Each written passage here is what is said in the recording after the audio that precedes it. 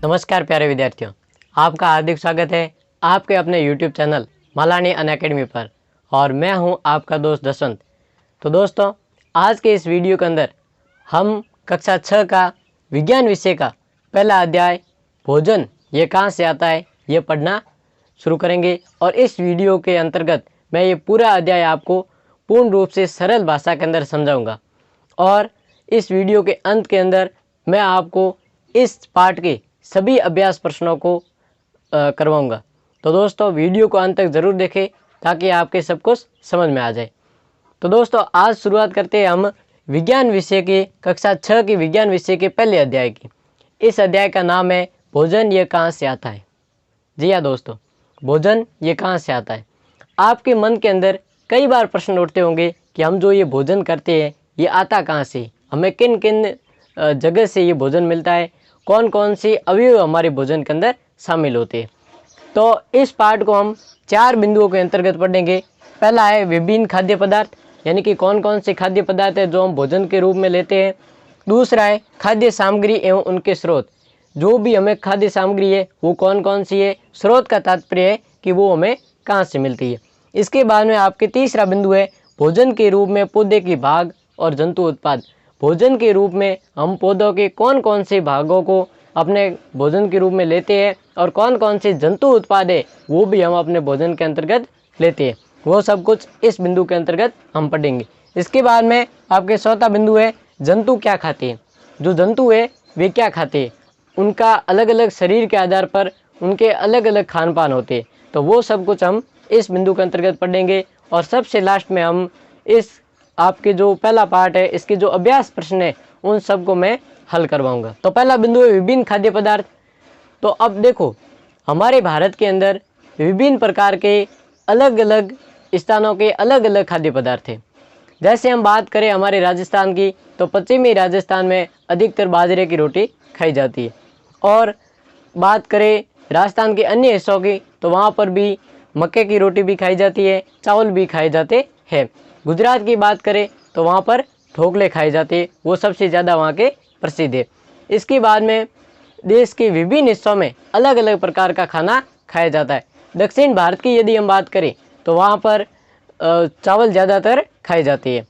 तो दोस्तों, भोजन के रूप में हम क्या क्या लेते हैं और हमारा जो भोजन है वो किससे मिलकर बनता है, वो सब कुछ इस अध्याय के अंतर्गत हम पढ़ेंगे। तो सबसे पहला बिंदु हमारा विभिन्न खाद्य पदार्थ है। इसमें आप देखो, खाद्य पदार्थ यानी खाद्य पदार्थ कहते किसे, सबसे पहले ये देख लेते हैं। खाद्य पदार्थ, देखो जो पदार्थ, फटाफट से लिखते रहिए, अपनी पेन और कॉपी अपने पास रखिए और किताब अपने पास खोल के रखिए ताकि जो भी पढ़ा रहा हूँ वो सबको समझ में आ जाए।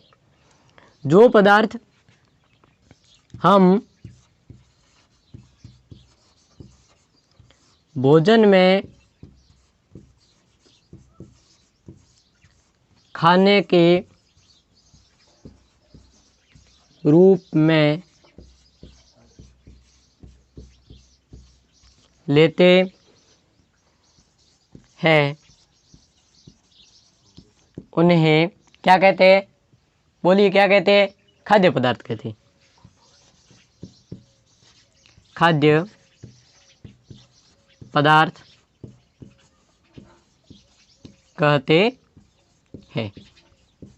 ठीक है दोस्तों, इसके बाद में अब इन्हें हम खाद्य पदार्थ कहते हैं, लेकिन ये खाद्य पदार्थ बनते किन से वो हम अब पढ़ने जा रहे हैं।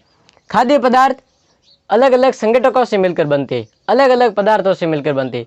जैसे कोई ये खाद्य पदार्थ है, हमें चावल बनाना है, तो चावल बनाने के लिए किस किस चीज़ की ज़रूरत होती है, तो सबसे पहले हमें पानी की ज़रूरत होती है और दूसरा चावल की ज़रूरत होती है। तो उनको फिर हम आग पर उबालते हैं और फिर हम उन्हें खाने के रूप में लेते हैं। तो यानी कि इनके जो भी, अब चावल बनाने के लिए हमने 2 चीज़ें ली, एक तो चावल लिया और एक पानी लिया, तो ये क्या हो गए, इसके संगठक हो गए। तो फटाफट से लिख दीजिए कि संगठक किससे कहते हैं।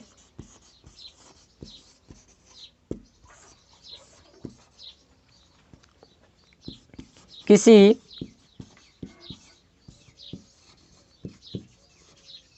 खाद्य पदार्थ को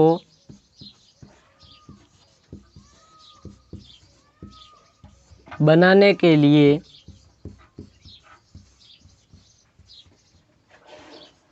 दो या दो से अधिक चीज़ों की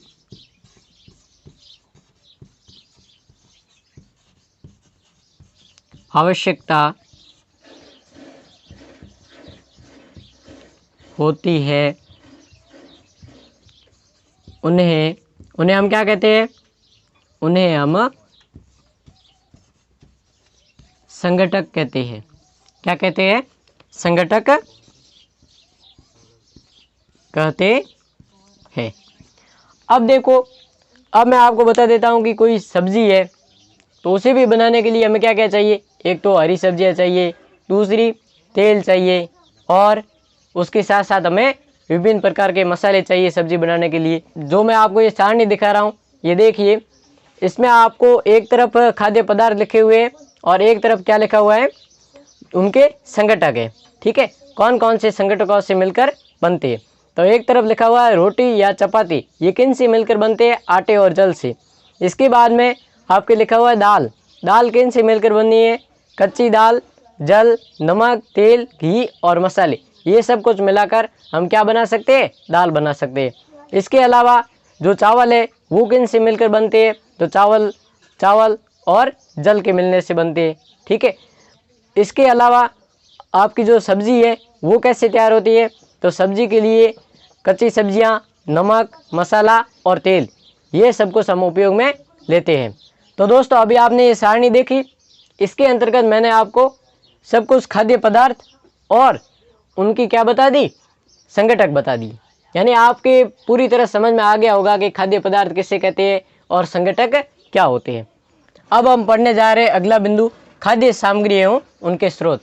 अब अभी हमने देखा कि खाद्य पदार्थ किससे कहते हैं, खाद्य सामग्री कौन कौन सी होती है। अब इनकी स्रोत क्या है, ये कहाँ से मिलती है? तो आप ये चित्र देख रहे होंगे साइड में। तो देखो दोस्तों, अलग अलग प्रकार के, अब आप जो ये गेहूं का ये खेत देख रहे हो, इनमें जो ये गेहूं या चावल लगे हुए हैं, तो इन खेतों से अनाज के रूप में हमें चावल और गेहूं मिलते हैं। इसी प्रकार आप देख रहे होंगे जो फल है वो सब कुछ हमें किन से मिलते हैं? पेड़ पौधों से मिलते हैं। उसके अलावा आप एक मुर्गी का चित्र देख रहे हो, अंडे का चित्र देख रहे हो, तो मुर्गी से हमें क्या मिलता है? अंडा मिलता है और चिकन भी मिलता है। इस प्रकार गाय, भैंस, भेड़, बकरी, इन सब से हमें क्या मिलता है? दूध, दही, मक्खन, ये सब कुछ हमें मिलता है। तो जो भी जंतुओं से मिलता है वे सब क्या होते हैं? जंतु उत्पाद होते हैं। तो दोस्तों, आपके सामने अब मैं एक सारणी दिखाने जा रहा हूँ। इस सारणी को हमें भली भांति समझना है। तो आपके सामने ऊपर लिखा हुआ है खाद्य पदार्थ, कच्ची सामग्री और स्रोत। खाद्य पदार्थ, एक हम इडली को लेते हैं, तो इसमें कच्ची सामग्री क्या क्या चाहिए? चावल, उड़द की दाल, नमक और जल। तो अब ये चावल, उड़द की दाल, नमक और जल, ये मिलते हमें कहाँ से है? तो चावल, उड़द की दाल, ये हमें कहाँ से मिलती है? पौधों से। और नमक किन से बनता है? खारे पानी से और जल से। इसके बाद में आप देख रहे हैं चिकन करी। चिकन करी बनाने के लिए कौन कौन सी सामग्री की आवश्यकता होती है? चिकन, मसाला, तेल या घी और जल की आवश्यकता होती है। तो चिकन कैसा उत्पाद है? जंतु उत्पाद है। मसाला में कहाँ से मिलता है? पेड़ पौधों से मिलता है।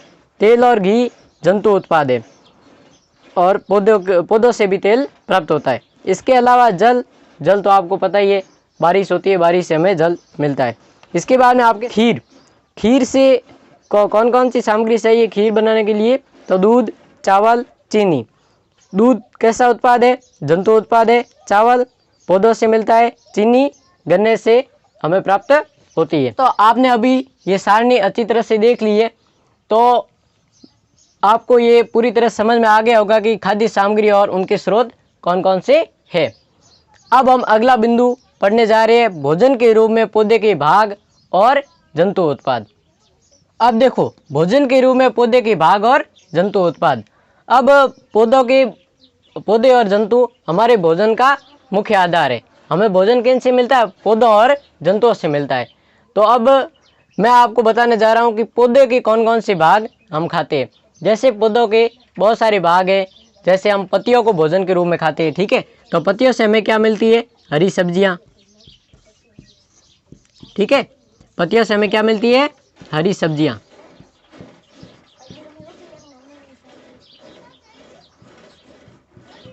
इसके अलावा अब पत्तियों के बाद में हम पौधे के कौन कौन से भाग खाते हैं? हम फल खाते हैं, ठीक है। फलों को भी भोजन के रूप में लेते हैं, जैसे सेब है, अनार है, ठीक है, ये सब फल है। इसके अलावा और क्या खाते हैं? हम जड़ें भी खाते हैं। जी हाँ दोस्तों, जड़ के रूप में हम क्या खाते हैं? गाजर है, मूली है, ठीक है। ये सब कुछ क्या है? हमें जड़ से प्राप्त होते हैं। तो आपके सामने मैं एक सारणी दिखा रहा हूँ, ध्यान से देखिए। इसमें खाद्य, ऊपर आपके लिखा हुआ खाद्य पदार्थ के मुख्य स्रोत की तरह पौधा, ठीक है। अब आपको क्या करना है? बैंगन का भरता बनाना है। तो उसके लिए आप पौधे के कौन कौन से भाग लोगे? एक तो बैंगन लेना पड़ेगा आपको, और मिर्च और मसाले के रूप में आपको लेना पड़ेगा। तो इसमें आपके जो बैंगन है वो आपको कहाँ से मिलेगा? पौधे का कौन सा भाग है? फल है। मिर्च या मसाले, ये भी क्या है? ये पौधे के फल है। इसके बाद में आपको बीजों के रूप में आप बैंगन का भरता बनाने के लिए उपयोग में क्या क्या लोगे? तेल, मूंगफली, सरसों, सोयाबीन या किसी अन्य पौधे से भी आप तेल प्राप्त कर सकते हो। तो ये सब कुछ क्या है? आपके पौधों के जो भाग है, जो आपको क्या देते हैं? भोजन के अवयव है, जो आपको पौधों से प्राप्त होते हैं। तो दोस्तों, आपके सारणी समझ में आ गई होगी। तो अब हम आगे बात करते हैं कि जंतु उत्पाद। जंतु उत्पाद आपने देखा होगा कि जो मधुमक्खियां हैं वो क्या करती है? शहद बनाती है।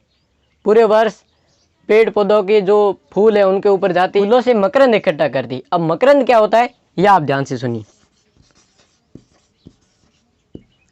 मकरंद यानी कि मधुमक्खी द्वारा फूलों से एकत्र किया गया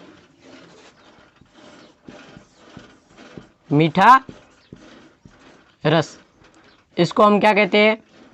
इसको हम कहते हैं मकरंद।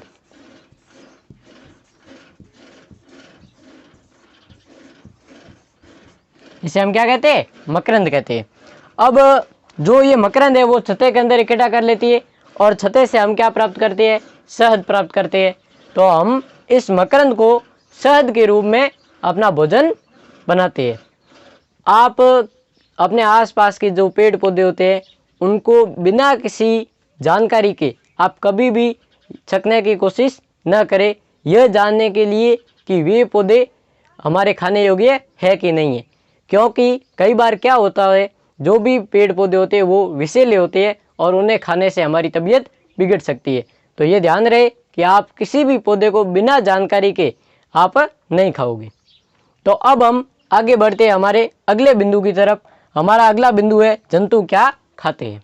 गाय, आपके जो पालतू जंतु है जैसे गाय है, भैंस है, भेड़ है, बकरी है, वे सब क्या खाते हैं? हरा चारा खाते हैं। तो और आपने देखा होगा बिल्ली है, कुत्ता है, वे क्या खाते हैं? मांस खाते हैं। और इसके अलावा ऐसे भी आपने जंतु देखे होंगे जो और मांस और हरा चारा दोनों ही खाते हैं, ठीक है। तो अब देखो, अलग अलग प्रकार के जंतु होते हैं खाने के आधार पर। हम अपने इस अध्याय के अंदर 3 प्रकार के जंतुओं को पढ़ेंगे, और 3 प्रकार के जंतु होते हैं, शाकाहारी, मांसाहारी और सर्वाहारी। अब देखो, शाकाहारी किसे कहते हैं? शाकाहारी किसे कहते हैं? वे जंतु, फटाफट से लिखते रहिए साथ में, वे जंतु जो केवल क्या खाते हैं? पादप खाते हैं। पादप यानी पेड़ पौधे।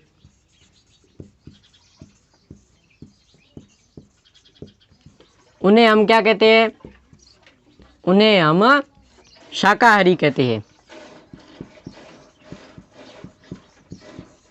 शाक का तात्पर्य होता है झाड़ी या पेड़। इन्हें हम शाकाहारी कहते हैं। तो अब देखो इसके उदाहरण मैं बता देता हूँ आपको कि शाकाहारी जंतु कौन कौन से होते हैं। तो उदाहरण भी लिख दीजिए साथ में, जैसे गाय है, भेड़, बकरी आदि। यानी कि इसके अलावा और भी बहुत सारे हैं जो क्या करते हैं, केवल पादप ही खाते हैं। जैसे हम बात करें तो हाथी पादप खाता है, हिरण भी क्या खाता है, पादप ही खाता है। यानी कि पेड़ पौधों की पत्तियां ही वे खाते हैं, चारे के रूप में लेते हैं, भोजन के रूप में चारे का उपयोग करते हैं। अब देखो इसके बाद में अगला है हमारे पास मांसाहारी। अब मांसाहारी किसे कहते हैं, फटाफट से लिखते रहिए साथ में, वे जंतु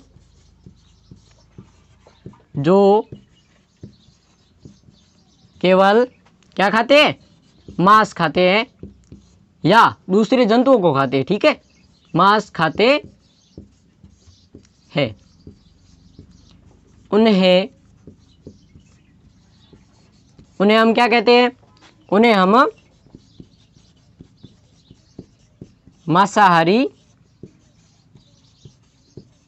कहते हैं। अब मांसाहारी के उदाहरण देख लो, लिखते रहिए, ये पूरा ध्यान रखिए इधर बोर्ड की तरफ। अब इसके उदाहरण है शेर, बाघ और कुत्ता। ठीक है, ये सब क्या है, मांसाहारी है। इसके बाद में एक और आती है सर्वाहारी। क्या होते हैं, सर्वाहारी। वे जंतु जो पादप और मांस दोनों ही खाते,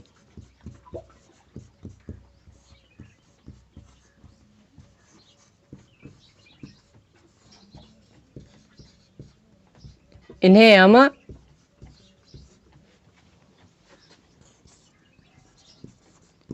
क्या कहते हैं, सर्वाहारी जंतु कहते हैं।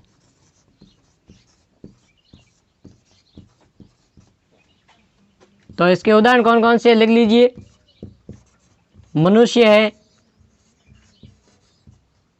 और कौवा है, इसके अलावा चिड़िया है,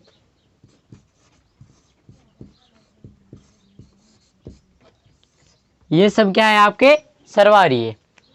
तो आपके ये सबको समझ में आ गया होगा।